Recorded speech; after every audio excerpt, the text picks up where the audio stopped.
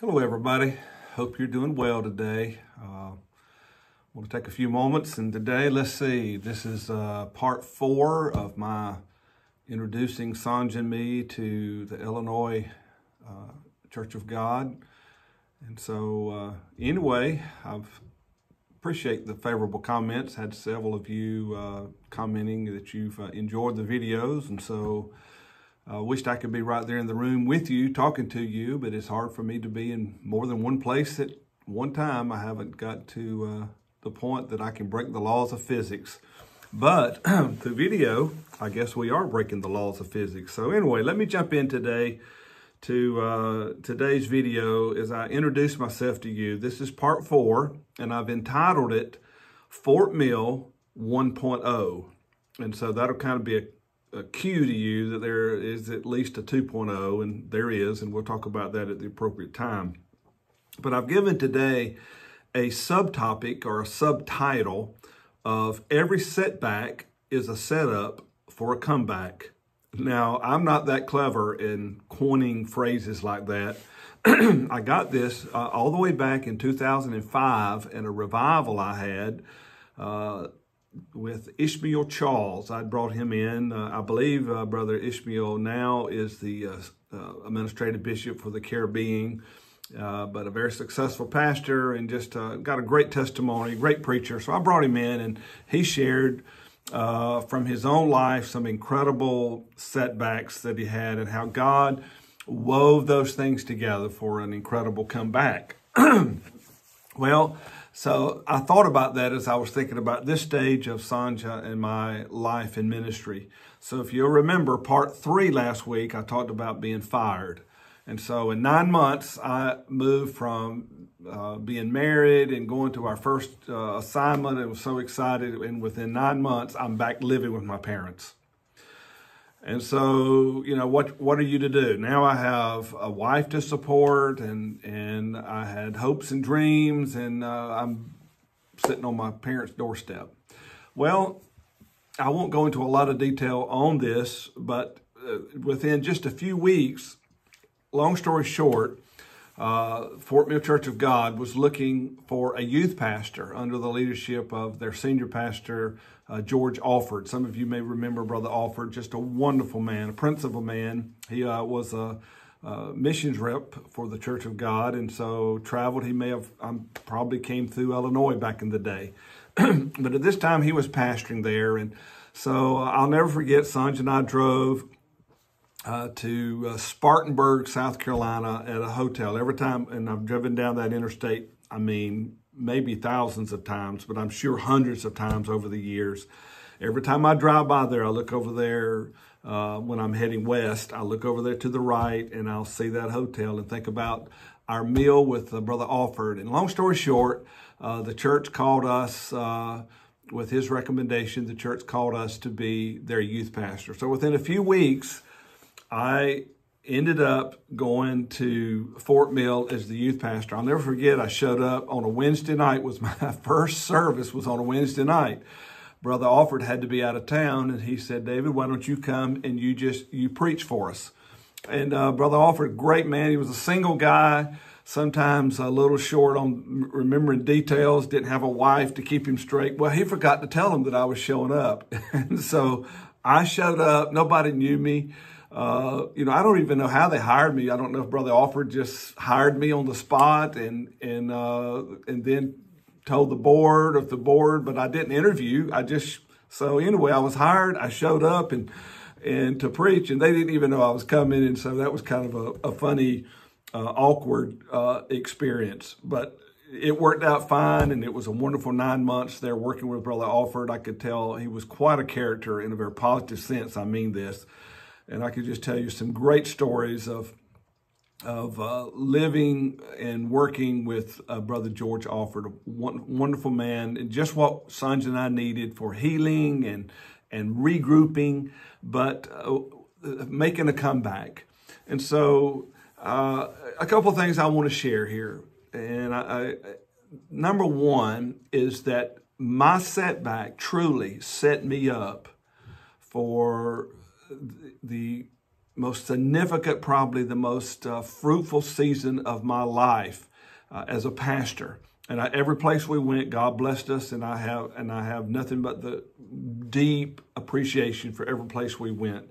But I'll talk more about it when it's appropriate. But because of me going there, later on, I ended up, there was a Fort Mill 2.0. And during those 20 years or so, those were some of the most important years. I wouldn't be here today if it wasn't for God's blessings and favor in what we were able to do with the good people there at Fort Mill during those 20 years. And so, but all that happened because I had a terrible setback, and I ended up on the street moving in with my parents. But as a result, God used that to guide me around and sent me. I was able to go to Fort Mill. So let me make a couple observations about this. Here's a little funny one that I want to share with you. Please remember, when we went to Fort Mill, Sonja was still 18. I was 22 by then. So we were still just kids. And I remember, let me go back, see if I can find, yes.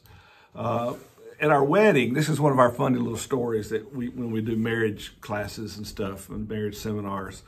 At our wedding, Sonja and I, the things a man will do when he loves a woman. My wife wanted me to sing she wanted us to sing together. Singing is, my wife, if she breathes, she sings. Singing, I enjoy it, but it's not something I have to do. And so, but she talked me into singing to her. We sang a duet at our wedding, and it was a song. There was a group back in those days that sang these mushy love songs called Bread. And they had this song, which was a big hit. Some of you, maybe my age, will remember this. It was called If. And so this is what she sang the first verse. And then I sang, if a man could be, no, I'm not going to sing it. I won't torture you, but I'll just quote it. If a man could be two places at one time, I'd be with you. Tomorrow and today, beside you all the way. Can you imagine me doing that? Singing, looking her in the eyes, we were holding hands. And then we sang together, if the world should stop revolving, spinning slowly down to die, I'd spend the end with you. And when the world was through, then one by one, the stars would all go out, and then you and I would simply fly away. Oh, it was mushy, and she was all teary-eyed, and oh my goodness. So anyway, now run the clock up. This is just one of the little funny memories in Fort Mill, but as a youth pastor, they had a wonderful gym, and so I'd been playing basketball with some of the guys, and I came in in the afternoon, and we'd all took a little break, and I came in and flopped down on the couch, and I was going to rest a little bit, and she said, "So David, what are we going to do this afternoon?" And so I said, "Well, I don't know what you're going to do, but I'm going to go back and play basketball with the guys." We'd already made plans to go back and play again. Oh, she got so upset that I was just spending all day playing basketball and not spending time with her. She got so upset that she slapped me, and I was stunned. And I looked at her, and I grabbed her arm after she slapped me. I grabbed her arm, and I looked at her, and I said, "If you ever slap me again, I'll slap you back." Well, she never slapped me again. Violence is not a part of our relationship. But we do kind of chuckle. Within 9 months, we moved from if a man could be two places, I would be with you, to we moved from that to if you slap me again, I'll slap you back. That's how quick life can change. But here's my point with that. I remember Brother Alford, we would get in trouble. Brother Alford called me in the office, and either it would be me or Sonja. Say, "David, Sonja's done this or you've done that." And so he was almost like a camp counselor with us in some ways.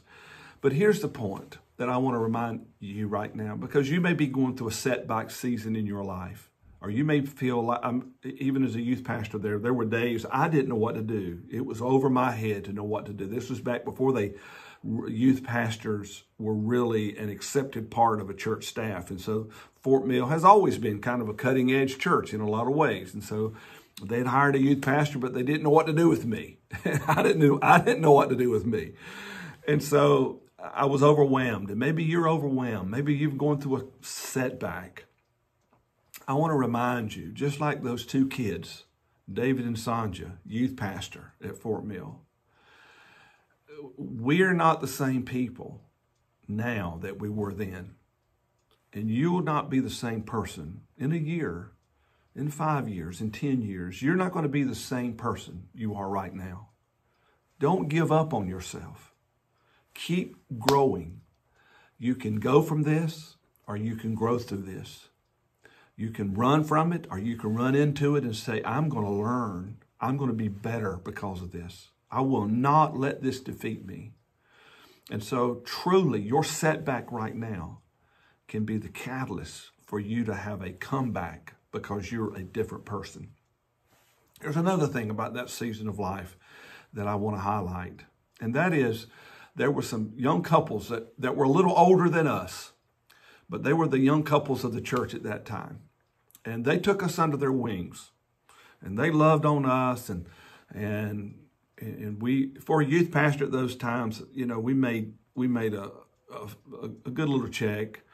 But it wasn't a lot. We didn't have a lot of money. They took care of us, but it wasn't a lot of money. But they would take us out to eat. They would love on us. I remember this was when Taco Bell first came to town. And after church on Sunday nights, we'd go to Charlotte to a Taco Bell. And there was other things. I have a lot of good memories. But those young couples, they invested in us. And the church did as a whole. They were all kind to us. And the church invested in us, but especially those young couples. And here's the irony of it. Those young couples are now like Sonja and I. They're old couples. They're older than us. But they're, to this day, they're dear friends. Some of them ended up being on my council. One of them ended up being my treasurer and signing my paycheck. And his wife was my personal assistant and church manager for many years, my whole time I was there. And just dear friends to this day. And because they invested in me, I am what I am today. And I'm hoping, I believe that there's laymen that's watching this. And your pastor can be your greatest asset if you're willing to invest in him.